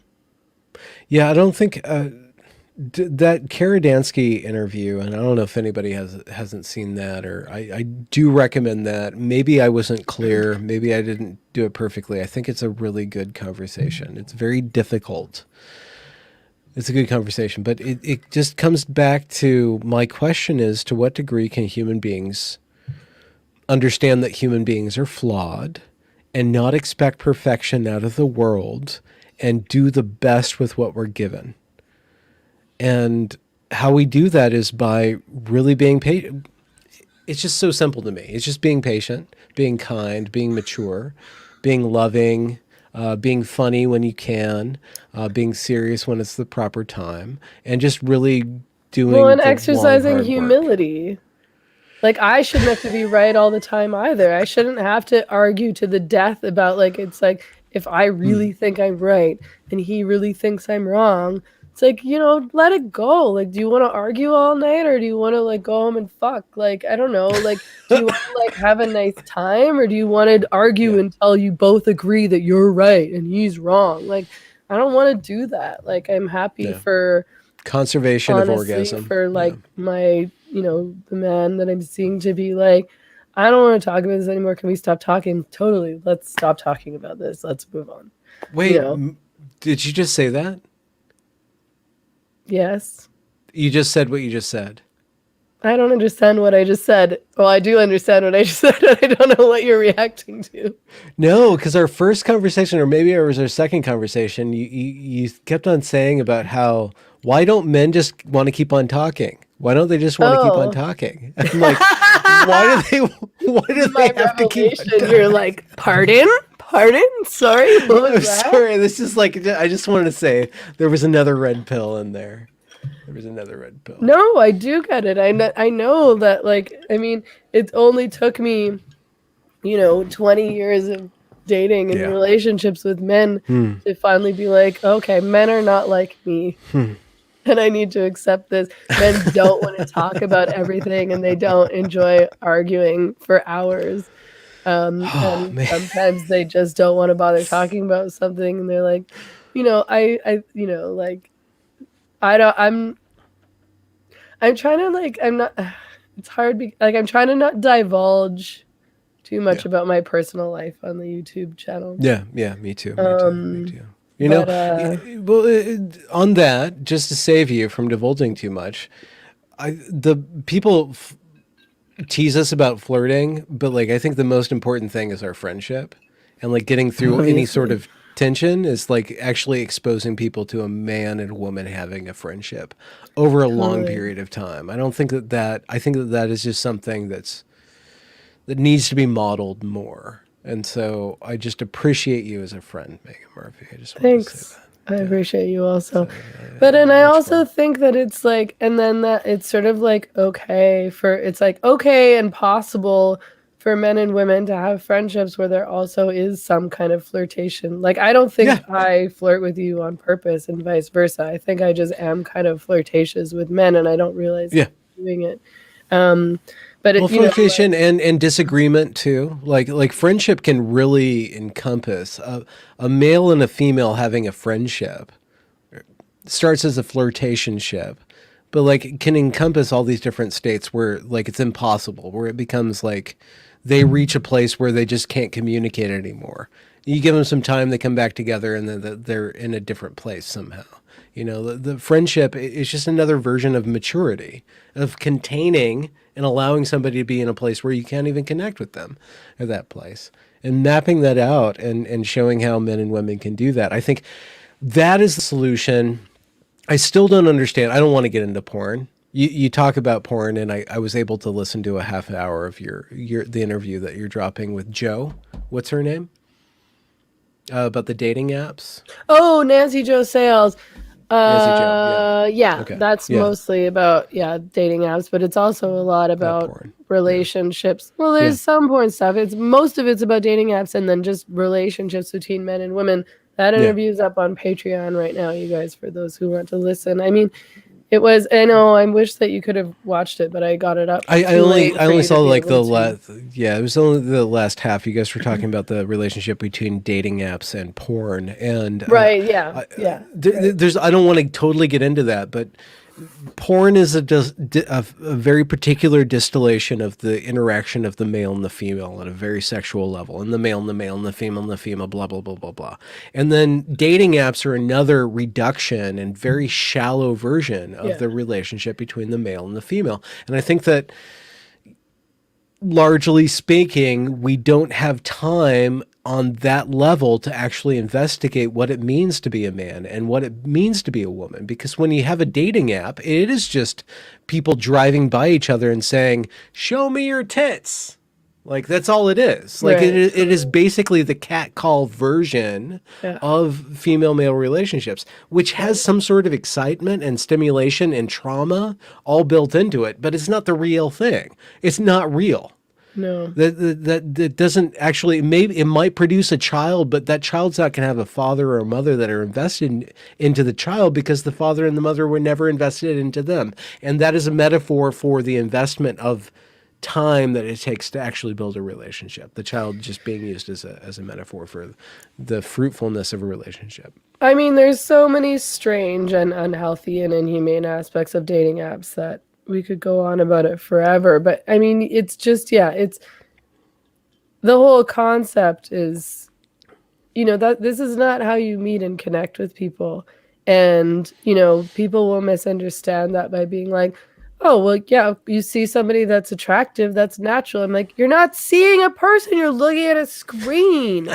When you see somebody in real life and you find them attractive, that's a totally different thing when you see somebody on a screen and you find them attractive and it's just a photo of their face. Because what you find attractive is not just what you look like in a photo, and half of those photos are bullshit anyway. Probably more than half of those photos are bullshit anyway. They've been airbrushed, or it's an old photo, or it's a good angle. There's so many people in this world who look great in photos and look like shit, or just look basic in real life. Like, you're like, this girl looks beautiful, and then you see them in real life and you're like, this is just some basic chick, she's not beautiful, some girl. And Hey, don't vice diss versa, basic some people chicks. look beautiful in real life and look terrible in photos.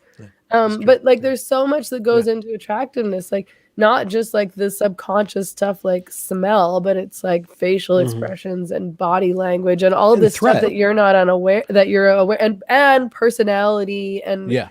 like, it's not that you can't be attracted to somebody via a photo. Like, you can technically, you could say, oh, this person's hot, but do you know what I don't know, maybe you can explain this better There's a than I certain can, but there's a that's certain not real. level of attraction that operates on that. There is attraction. There's eros that operates there. There's also eros that operates in the flesh, and then there's an eros that operates in actually possessing somebody and claiming them as yours, fully, totally yours, which is terrifying for the person who's claiming and the person who's being claimed. That level of eros is rarely ever broached in any place other than real life and in very great literature. Like, there's that level, but like, just at the level of the icon, when we distill each other into icons, that's the same level of having a pronoun in your bio. It's like, what do you mean you're a he, him? What do you mean you have a bunch of pixelations like arranged in a alluring fashion? Like, that doesn't actually mean anything. So yeah. And fostering a sense of patience for human beings is not something that this particular media environment is set up for, and that it's our responsibility both as consumers and producers to provide that.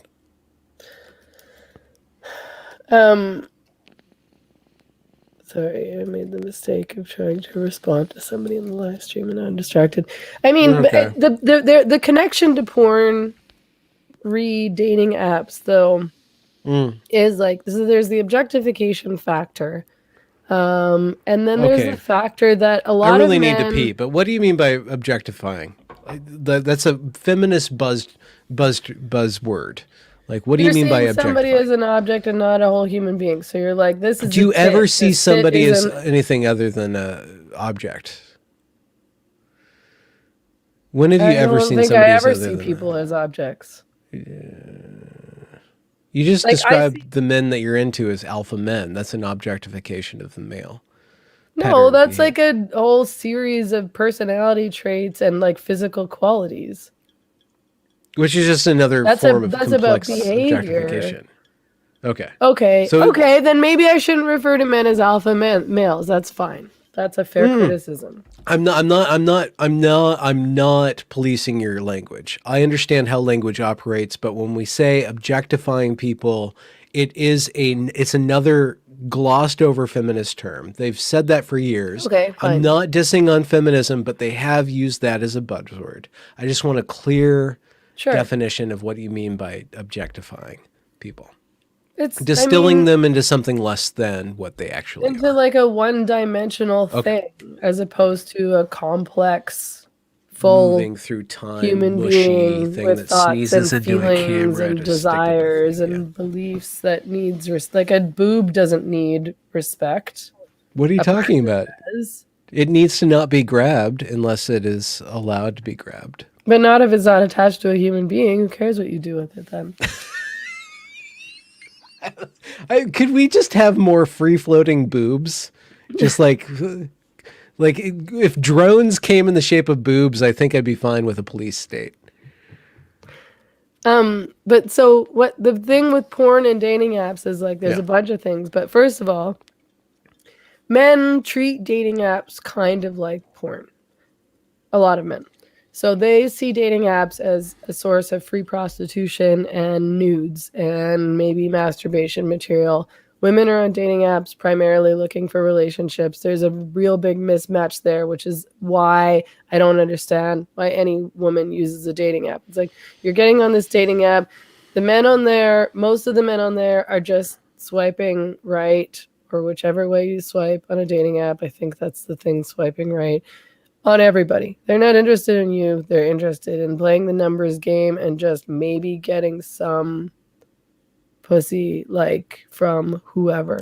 They're You know the hoping that distribution of some that though. girl they're gonna message everybody and click like on everybody, and maybe one of those girls will come over and have sex with them. It's not Yeah. about you. They don't care about you. Well, yeah, but you know the distribution that the 20 most attractive women are competing for the 80%, the 80 most attractive men, and the 20 you know the distribution. I'm sorry, I'm totally butchering this, but women on the level of very shallow attention, the most attractive women get the most men, and the least and even marginally attractive women get more availability to men on a very shallow level.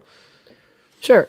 The other thing is that excuse me, men are often like look at porn on their phones.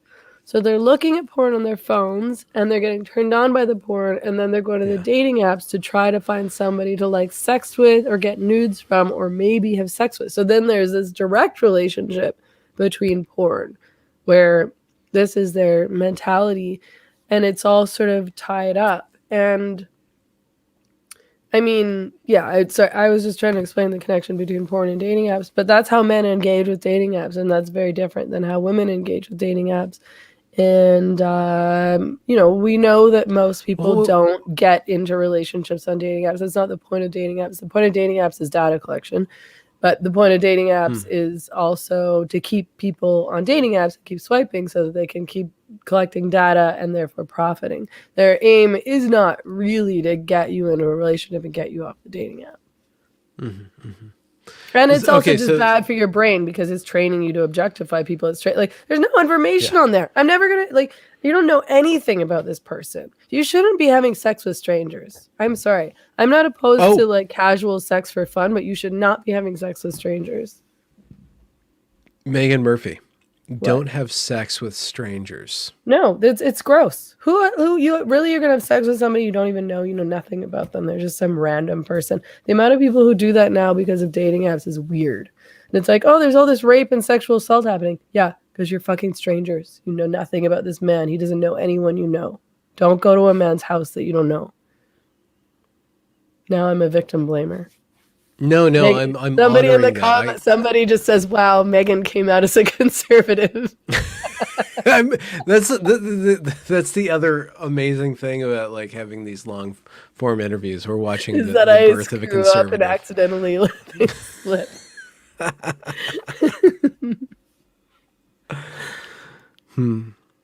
I mean, so it's like, women have a lot of really bad negative encounters on dating apps and off dating apps via the people that they meet on dating apps.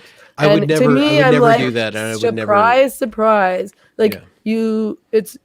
you went and met up with a man that you know nothing about, and he turned out to be a creep or an asshole or disrespectful or worse, a criminal or dangerous.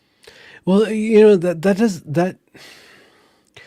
So I think that men need a code of chivalry and women need a code. I'm really sorry to use this term. I'm going to be totally destroyed for this term of Well, we're both chastity. fucked, so We're sorry. totally screwed. I talked over you. He said chastity just for everybody who Yeah. didn't hear that. Women need a code of chastity and men need a code of chivalry. And by chastity, I don't mean denying your sexual nature, but understanding that you are best served by a code of ethic that demands the man pass through certain sorts of rungs of behavior in order to be worthy of your attention. Men will game the system. Men need a code of chivalry where we pressure one another to be respectful towards women and to treat them and to objectify them. Yeah. Chivalry objectifies women by making them very, very important. That form of objectification actually serves the woman. So don't be against chivalry.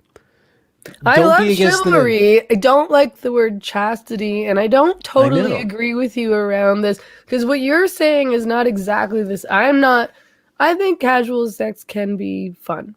Okay, but you said But within the context of strangers, there's a friendships. difference. Yes, Okay. exactly. So, Okay. like, I'm saying that it's like the people that I've had casual sex with in my life are people that I already know, especially like as a grown, mature adult. I've mostly been in long-term relationships for the past 10 years or something like that. So there's not been, most of my casual sex happened before I was Well, 30, but I've had some casual sex after that. And they were all with my friends, like with my good friends, like men that I've known for a really long time.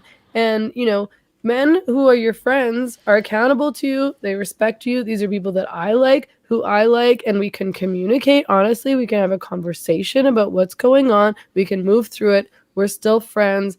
And there's, like I think it was that, like there was a line in Nancy Jo's book that said something like, and it was a young woman had said this to her, and they said, I think it's impossible for a man to have casual sex and not be demeaning and disrespectful or something like that to women. And I was like, that's not true. The problem is that you're having sex with people who you don't know, who aren't accountable to you, who don't respect you.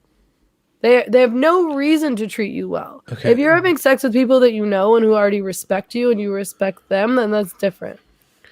This is I'm redefining the term chastity in order to make a construct that's equally repressive and beneficial to male and female.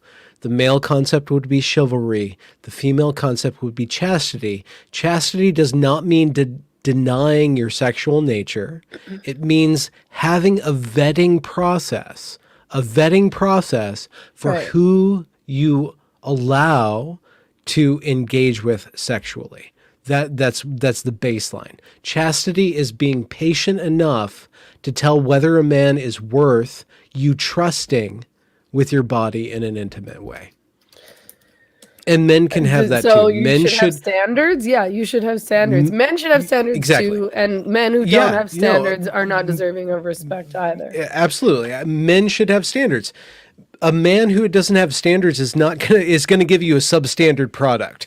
Yeah. I'll tell you that much. Right? Yeah. Yeah. Yeah, So, I mean, everyone should have standards. Otherwise, I mean, there's a real problem with the roots of conservatism. Well, the dating app standards. thing, a problem with, again, I talk about this in the interview with Nancy Joe, but it's like, you know, there's a major problem with dating apps, which is that now it's like no one's special. You could be anybody. Sure, that face, that face, I that hate face, that. that I face, hate that that. face. I hate it. What anybody wants in a relationship, what anybody wants out of somebody they're dating is to feel special, to feel chosen. I chose you.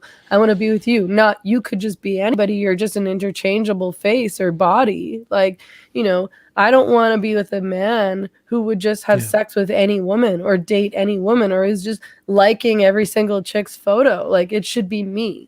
And it should be the same the other way. I'm not just going to, oh, could be him, could be him, could be him, could be you. No, I chose you. I want you. Have you ever felt that way? Yes. Isn't that the best feeling? Oh, wait. I thought you meant around not feeling special. And I was like, yes. No, I mean like feeling like somebody's I know there's all this negative aspect to it, but being desired that specifically, it's heartbreaking because you'll never get that again. You'll never get that so specific desiring that you mean everything. I know it's not healthy and it doesn't last, but it's totally washed away in this world of swiping. It's totally forfeit. Well, and not only in the beginning of the dating process where it's like, oh, I'm dating somebody who just clicked like on everybody, but then the dating process with dating apps. I'm talking specifically within the context of dating apps. I don't actually think that's a good or the only dating process, that's for sure. But you know, but then what's happening now is that women are dating men who are still on dating apps and still just, clicking through and being like, oh, maybe there's somebody better out there. Like, it creates this dating FOMO where it's like, oh, am I missing out on something? Look at all these hot chicks. Maybe I could be fucking them. Like, she's hotter than this girl that I'm dating. Maybe I should. Well, what does it do to women? Huh? What does it do to women? What part? Just this infinite selection that women have. Well, if you go on a dating app, you see the kinds of men that are on there, and it doesn't create the idea that there's an infinite selection of great men. It'll tell you, it's like, oh shit, this is what I have to choose for. I better settle. That's the difference. Is that women go on dating apps, and this is what my friends all say, and they're like, it's the dregs, and then they settle for these like shitty little nothing men.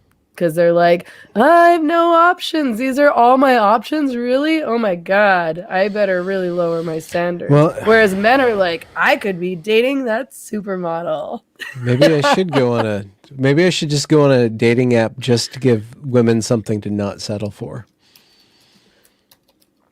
Somebody in the comments just said these women need to read Attached, and that was the first book that I read when I got to Mexico. Well, I recommended, I think. Who's Bryony? Is that a brony? Is this some sort of Bryony. like my little? This dude makes my skin crawl. This is like some little. People really do have a love-hate relationship with you, Benjamin. Like some people are like, no, he's great, and some people are like, this disgusting piece of shit. It's a little My Little Pony worshiper. Bryony. Yeah. But like. Do you want to take a break or do you want to end the stream? I guess we're almost at 2 hours, so I guess we could log off. I'm trying to think if there's anything else I wanted to say before I go. I think there's okay, so we're going to get shit for both of this. Yeah. There's so much to talk about and to explore. And if we can all approach this in a way where we appreciate the richness of this conversation, and to see all the people who want to shut down the conversation as the losers in the conversation, because they don't want it to happen. We get to be free to play this game. That's what I want to put. Right. I mean, that's the what I've enjoyed so much about the past like 2 or 3 years that I've been sort of like changing my approach and having different conversations, is that I just was like, I mean, I just got really tired of repeating the same thing over and over and over again, and just wanted to be able to talk openly and honestly. So what I'm doing here is I'm just talking openly and honestly, and maybe I'll screw up and say something that I don't mean, or maybe, you know, think about it later and be like, okay, maybe that's not totally true. But like, you know, I am being honest, and I'm trying to just be real about like who I am and who people are. Again, like I really just like, I feel like it's like, what am I doing? Like I'm trying to like seek truth and authenticity and honesty, you know, and you know, if it comes out in a way that's like offensive or even harmful, then so be it, because I would rather just have the honest conversation than say the right thing and then, you know, comfort people or make people feel happy because they heard what they wanted to hear or whatever. Maybe the real treasure was the red pills we took along the way.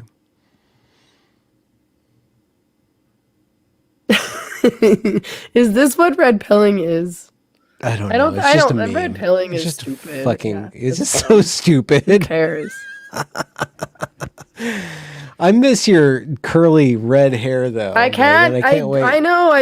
Can't wait till you get back. Well, in a month I'll have my curly hair back. It's so funny how like, I mean, there's so many people when I got to Mexico and they're like, "Did you get a perm?" You know what? My ex-boyfriend, who I talked to last night, Your doggy dad. he was like, "What's happening? Have you been getting perms?" And I was like, "This is my natural hair." This is a man that I was in a relationship with for 2 years. Well, yeah, I've been but friends you with were him in for Vancouver like 4 the whole years, time. 5 Yeah. years. He's like, what did you do? Like, did you go to the salon? I was like, this is how did you not know that my hair is not naturally straight? And he's like, well, I don't know. I could not believe it, but I guess, yeah, I can't. In Vancouver, the humidity and the weather, it can't do what Mexico does to my hair. Humidity. Yeah. Okay. I guess can we wrap it up so yeah, I know we you can have have to go pee. Well, I would like to continue to have like a post conversation. Well, maybe we can have a live stream again next week or something. I'm in quarantine for 14 days, so I'm like, let's live stream every day.